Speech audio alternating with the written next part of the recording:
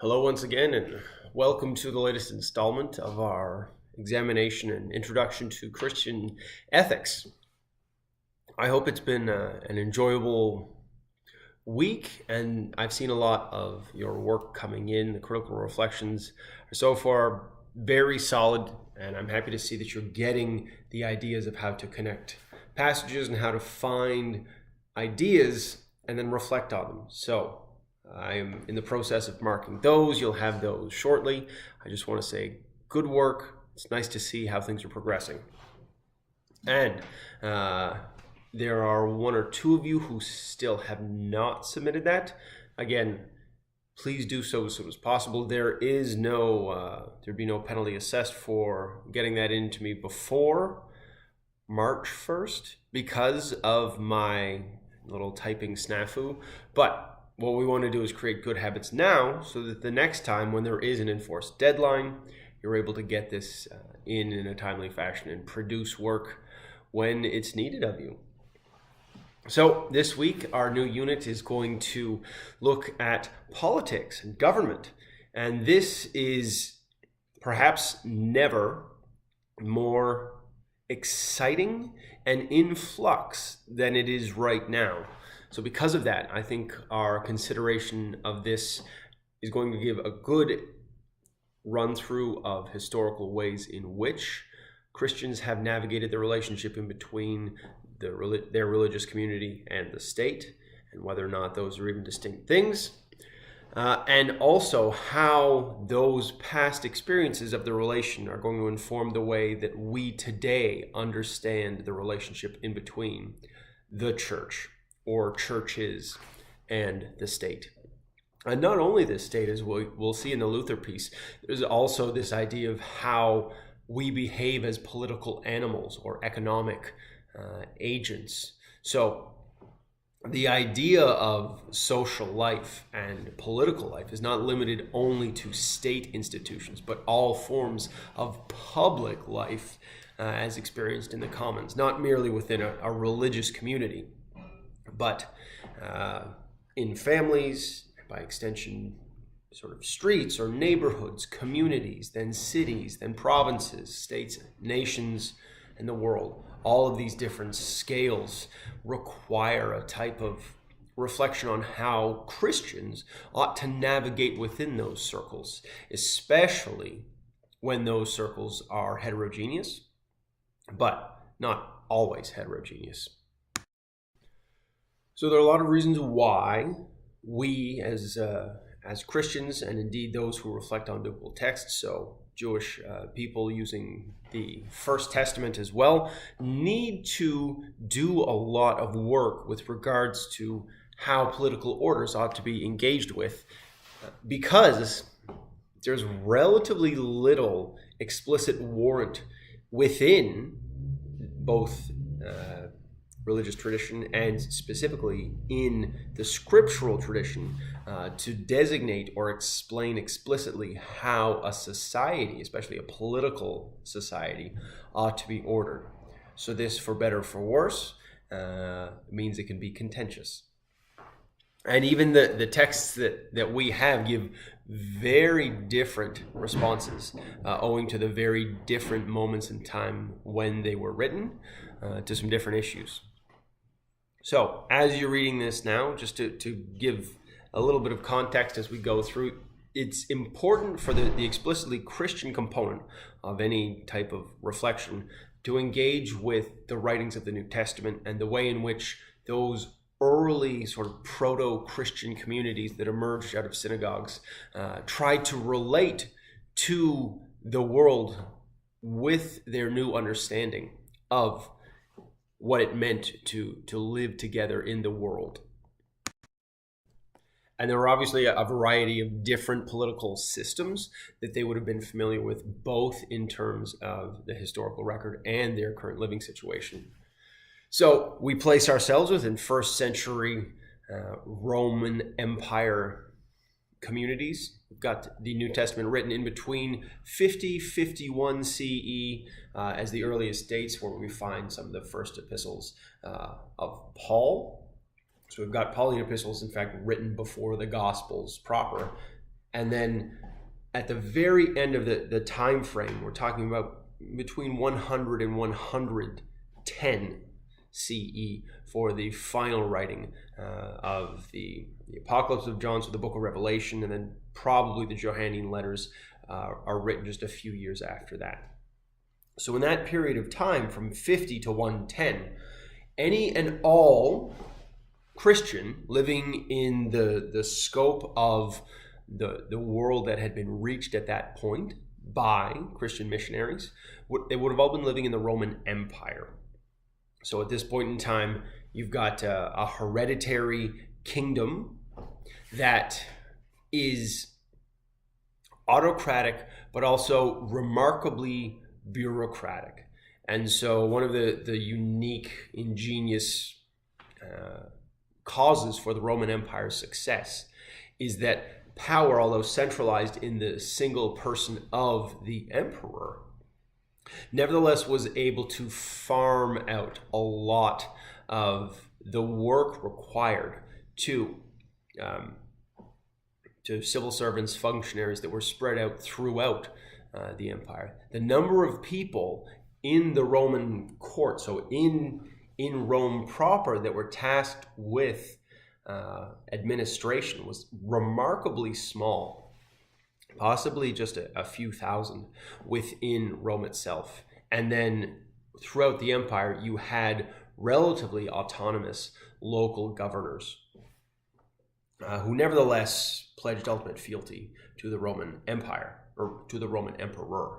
And over the course of Christianity's spread and development, there was an increase in the bureaucratic state, such that by the very end, by the fall of the Roman Empire, or perhaps more importantly for us, during the time of Constantine and the shift of acceptance of Christianity, the Roman Empire had become a thoroughly bureaucratic state. So the number of civil servants in Rome had gone up 7 or 8-fold in that period of time. And there was a centralization of power that happened that made for a more, let's say, top-down style of governance, but the top became less the emperor himself and more the state apparatus.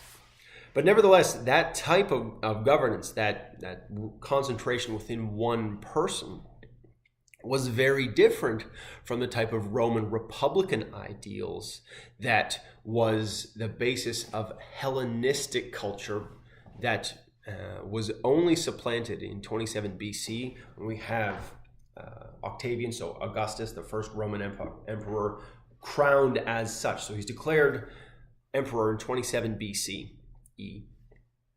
And over the next century, there's a switch, not only in the governance style, but the way in which citizens, Roman citizens, understood themselves politically.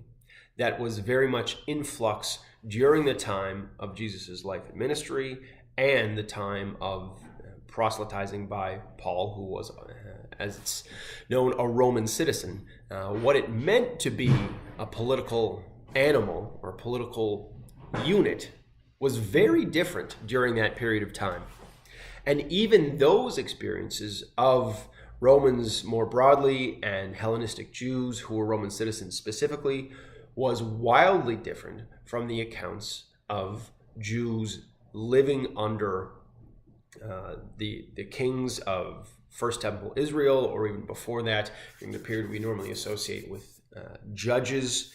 There has been, for the peoples of the book, some very different political realities.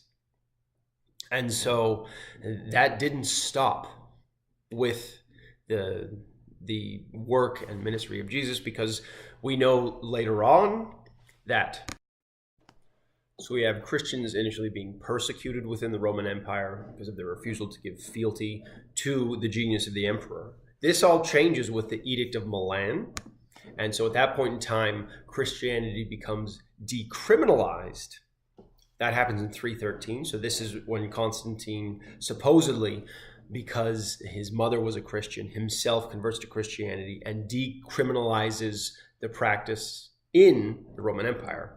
However, At this point in time, there is not an official state religion, so there's a large gap where Christianity is permitted, but certainly not fully embraced, especially amongst the older political order. There was deep suspicion against any type of Christian practice, especially because of the egalitarian ideals associated with that. So slave or peasant revolts were deemed to be more possible given the high value given to slaves or those from lower classes, even women, in the early Christian church. But nevertheless, the popularity of Christianity continued to grow in the Roman Empire, such that by the time we get to 380, then there is a second edict that actually makes Christianity the official state church.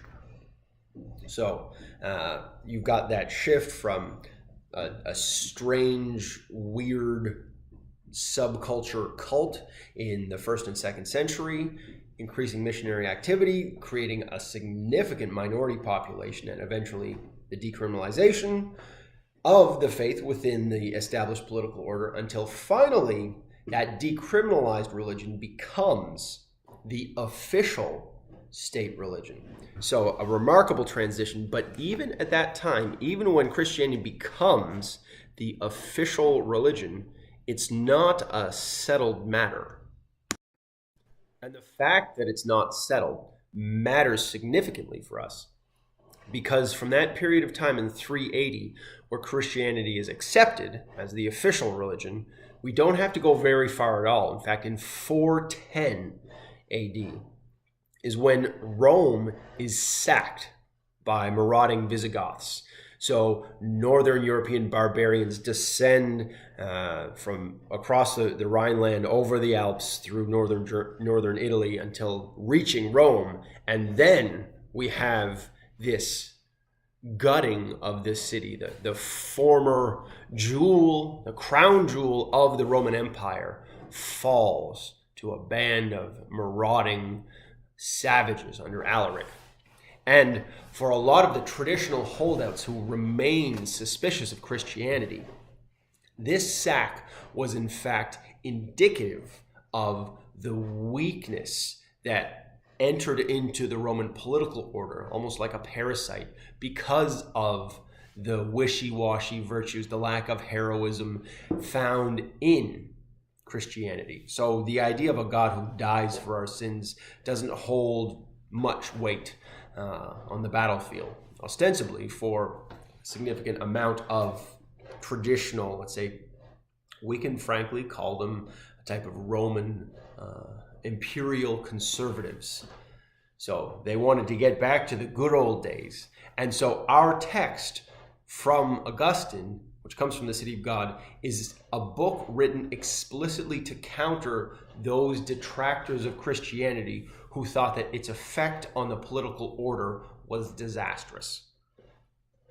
So there's a reason why the development or the different types of political systems that Christianity contends with and is embedded within through its history is very important, because that type of context is what gives us the writings like we have. And so then obviously the Roman Empire in the West, it sees its fortunes rise briefly following the sack and then falls again. So by 476, it's kaput. And then we only have the Byzantine Empire in the East, which remains. We enter this period of rapid de-urbanization in Western Europe, associated also with the sort of the Little Ice Age. And this change in the fabric of European, not only urban life, but political life, the organizational structures of the whole continent, which has now been suffused, at least at a low level, with Christianity. So you have missionary activity happening during this period of time.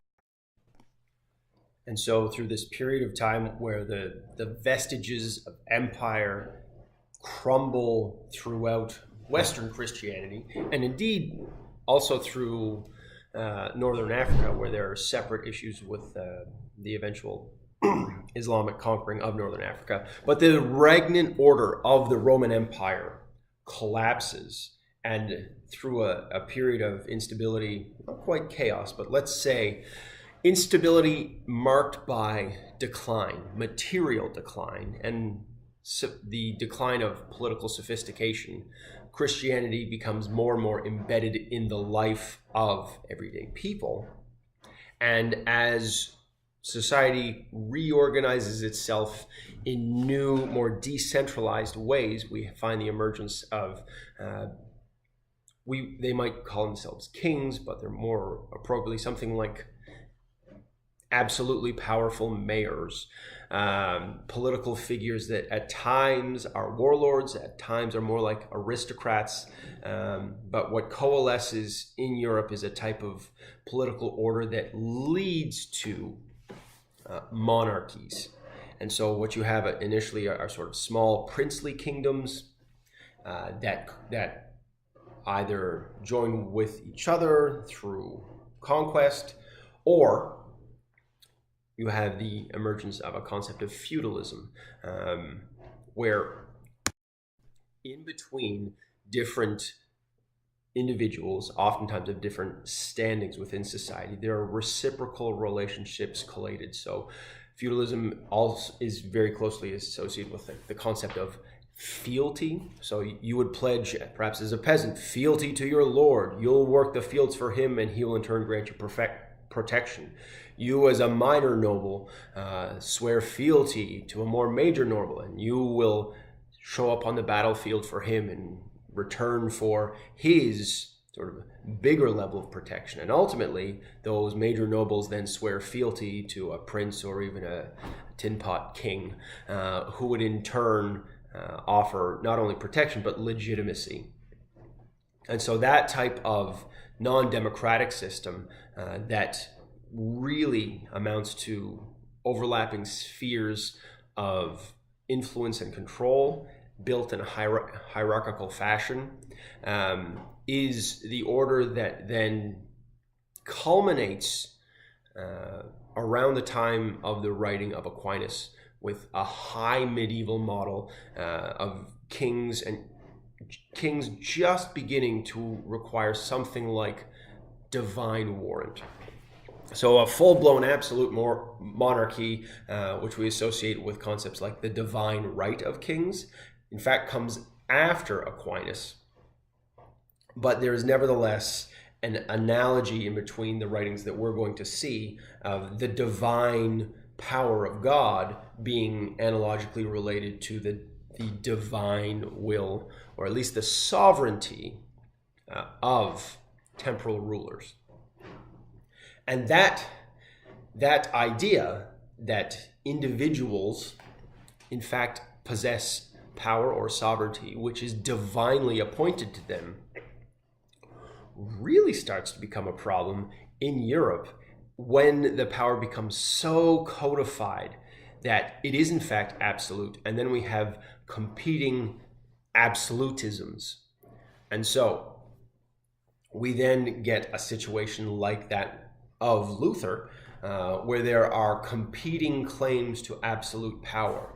So a sort of medieval entente cordiale in between the church and state, wherein the church granted legitimacy to the secular state and also retained for itself ultimate authority by being the presence of Christ on earth. That authority, which was latent and atemporal, started to conflict with the temporal power of kings and princes, who were only kings and princes by the church deigning to grant legitimacy to them. But nevertheless, this sort of two-corridor vision of order started to create tension, friction, and the moment either side messed up, we run into significant problems of legitimacy and how to understand that. Because as soon as you claim to have a type of absolute authority, whether in temporal things or in celestial, atemporal things like the spiritual life of people, when cracks begin to show, this doesn't just lead to a call for reform. It can actually make you question the legitimacy of the entire concept of sovereignty and the proper dwelling or placing of sovereignty in a person or institution. Now, that's not just some sort of theoretical idea that somehow crises of legitimacy can lead to conflict. That very much happened in practical ways, and some of the precursors to the later struggles of Christians in dealing with their relation to a political order begin shortly after the piece that we have to consider from Aquinas. Because Aquinas dies around 1275, and so about 35 years after that, starting in 1309, we begin to enter, or at least, no, I should not presume to say we, for some of you sort of following along very rigorously. I am a Protestant, and I mean the lowest of low church Protestants. That said, for those of you who are Roman Catholic, the date 1309 may be a significant one that holds some dark, ominous portents, because that is when the Avignon papacy begins. So there's a period of time from 1309 until 1376 where the Pope, or the office of the Pope, those who were Pope, decided to live in Avignon, which is in France, or it's now in France, it was then part of the Holy Roman Empire, rather than in Rome. And this happened specifically because there was a conflict in between the papacy and the King of France. This politicization of the papacy was not lost on rank and file Christians throughout Europe, because the football, the mitre football that bounced back and forth from Rome to Avignon, back to Rome, the declaration by the Pope, by the Avignon papacy, that the Pope in Rome was the anti-Pope.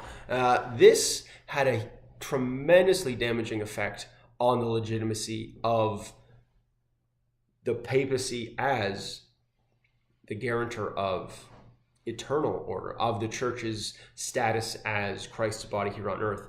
But it also implicated the political order, which was supposedly a subsidiary of the ultimate divine order.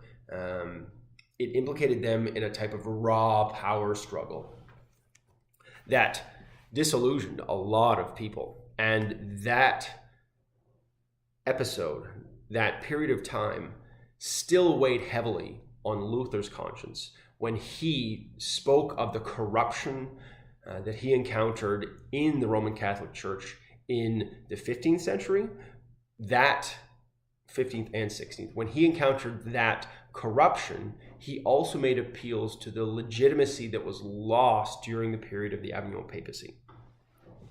So these political upheavals that also intertwine the life of the church with the political order, the secular political order, have very real consequences. And you cannot really get at any of the texts that are either in the book here, that are either in our textbook, or even in early church fathers, in the way that the New Testament writers understand the political life. You cannot speak about that without saying something about world political history. And just to give a few sort of concrete examples from the texts as you go through this, let's turn first of all to the passage from Augustine. So the City of God is Augustine's attempt to explain and offer an apologetic work detailing why the adoption of Christianity is not the reason that Rome was sacked. So it's very important to understand that this work is not, it's not a political textbook. It's not of a utopic vision. He's not laying out a program of how a Christian government ought to be ordered, or even what an ideal city in the kingdom of heaven would look like. So this is not a text that offers sort of prescriptive models of government like we would encounter later in the Leviathan. Instead, it is explicitly written to refute arguments of those conservative Roman traditionalists who claimed that the church was responsible for the sack of Rome. So that's hugely important, because you need to get why he says what he says. And there's an aha moment where Augustine turns the argument on its head and says it is not actually Christianity that is responsible for the decline of the Roman Empire, but the sins of empire coming home to roost. And as a counter model, or a counter thought experiment, let's say, he then proposes and offers the ideas of there being an earthly city and a heavenly city. So the city of God is not explicitly an account of just one city.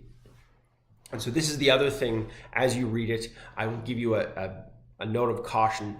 Do not try to picture sort of the city of God over here and the earthly city over there. Some of you of a certain age might have read Highlights magazine, or know what I mean when I talk about Goofus and Gallant. It's this old cartoon. I mean, for some of you, this is the thing that you show your children. And for others of you, you're just a few years younger than me, but that generational difference can make all the difference. Anyway, get on the Google and check out Goofus and Gallant. Essentially, these were didactic little cartoons to teach kids good manners. And Goofus always did the bad thing. You know, he didn't wash his hands before dinner. He didn't say please and thank you. And Gallant was kind and did all of the things a proper young boy should. That type of dichotomy is exactly not how to understand Augustine's comparisons of the earthly city and the heavenly city. So do not read this as an A or B. And certainly do not try to spatialize these cities. Don't imagine there being sort of one model of an earthly city and one model of the heavenly. And that's because the text itself offers two competing visions, but that are not separate. Now, what do I mean by that? What I mean is that you can't have an either or of either we do this in the heavenly model or we do this in the earthly model of a city, because there's very frequently a harmony between the two. And also, Augustine explicitly uses the language that the heavenly city is a captive of the earthly city.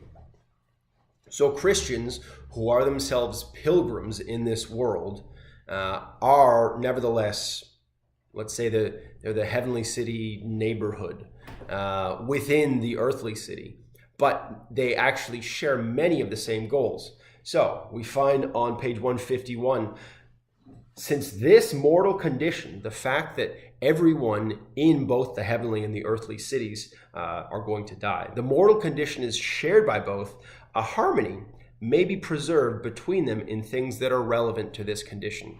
So there are actually a number of attributes, a number of things like social stability, peace, and order that both the earthly and heavenly cities desire. And so it's not competing models of one licentious and wicked evil version of civil government and a virtuous, politically ideal version of God's good city. This is not how to read the text. So read it, but do so in that sort of guided manner. Avoid dichotomizing, avoid spatializing, and understand and pay attention to the ways that Augustine intermingles the two ideas. There are frequent references to the way that People dwell in both at the same time. There are common goals.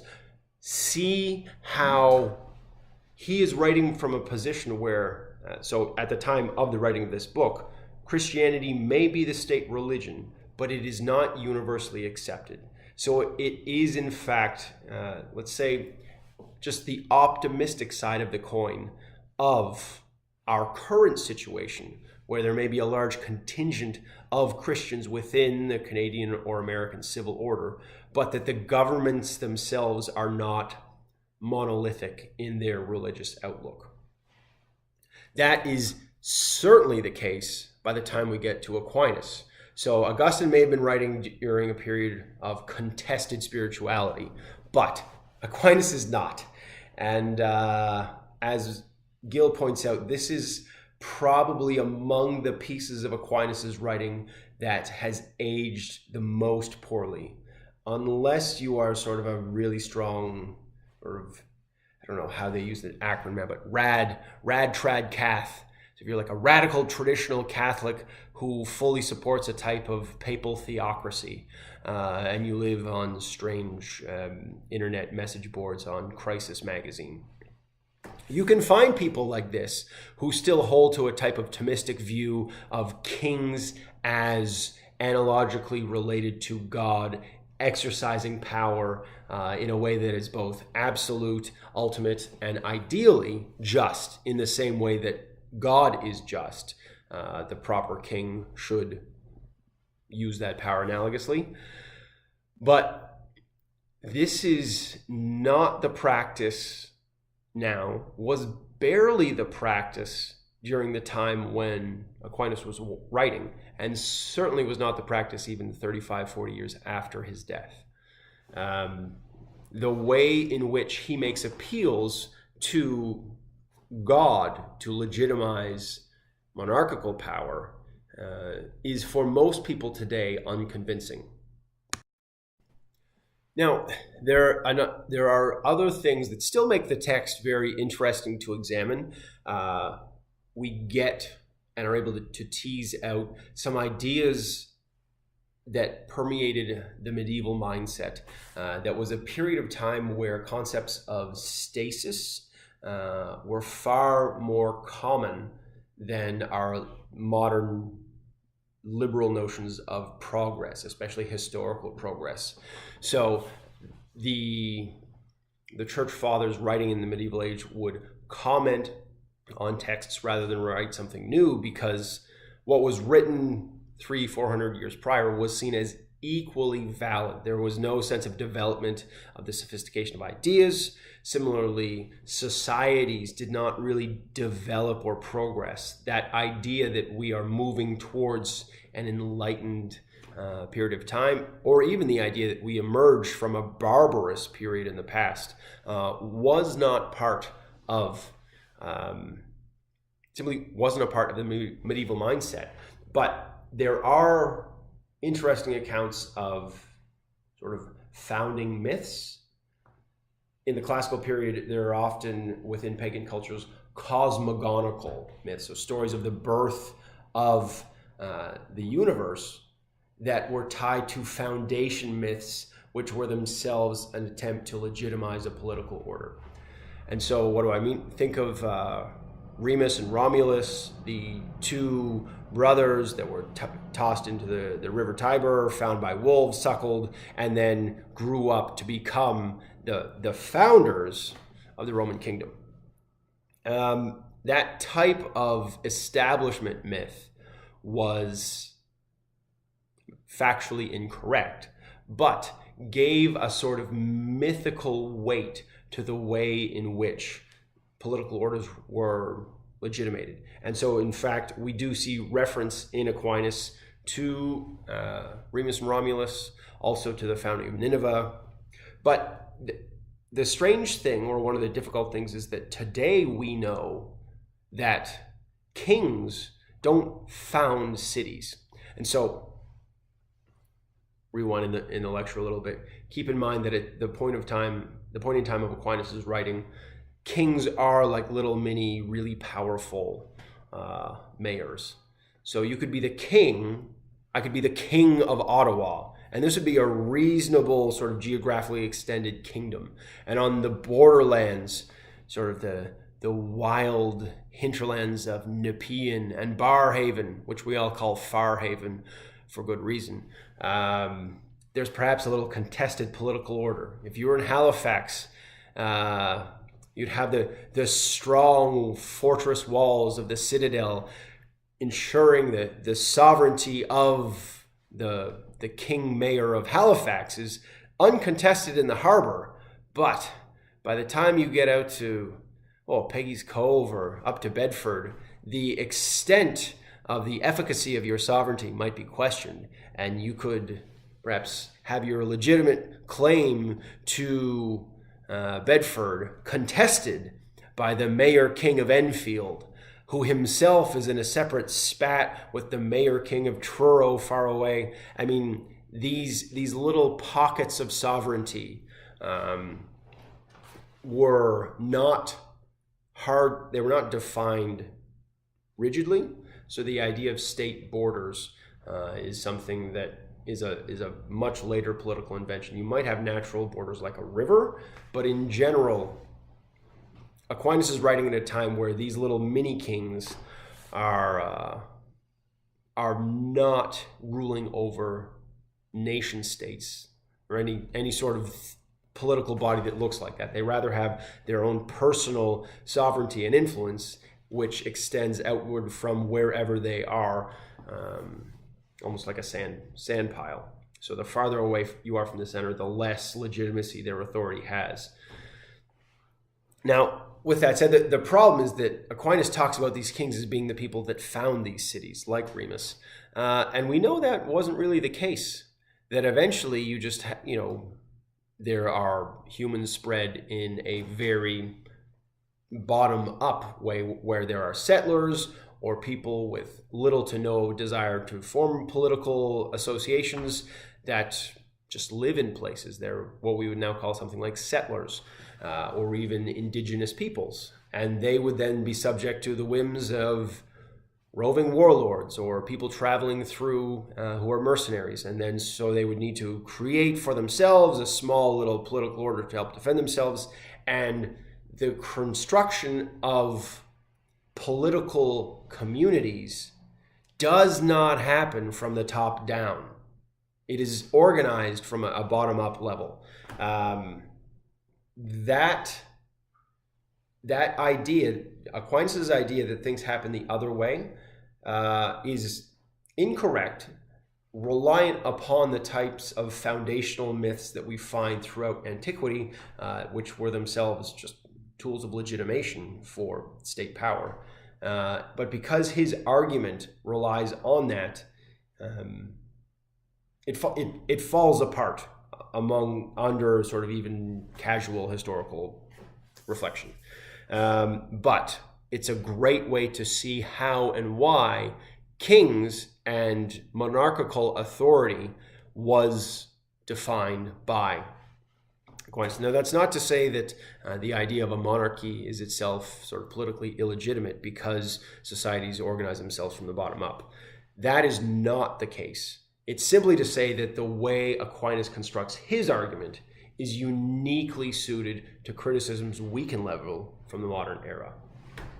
That is less possible with Luther's piece, who speaks about usury in a way that still is very, very trenchant.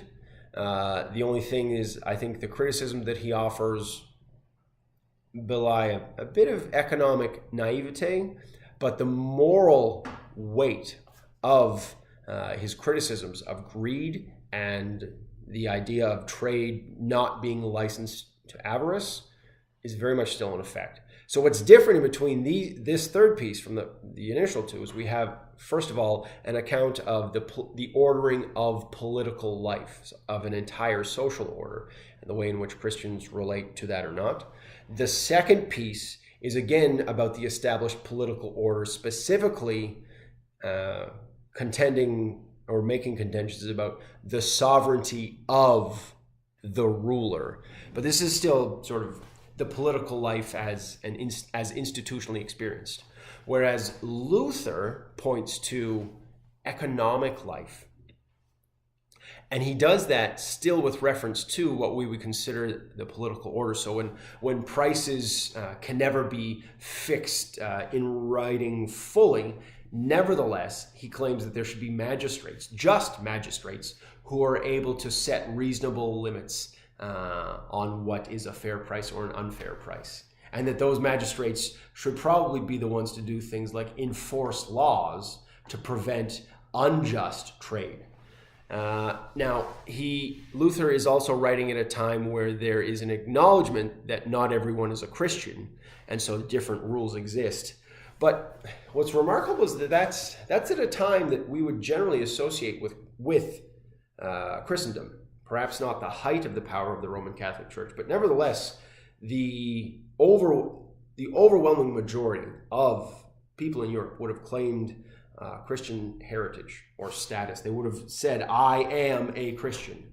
And even if that meant they were involved in a sort of heretical offshoot, they were earlier followers of Lutheranism, that remains that everyone ought to be a Christian. So there's two things that we can consider here. One, Luther is also speaking of a narrower interpretation of what it means to be a Christian.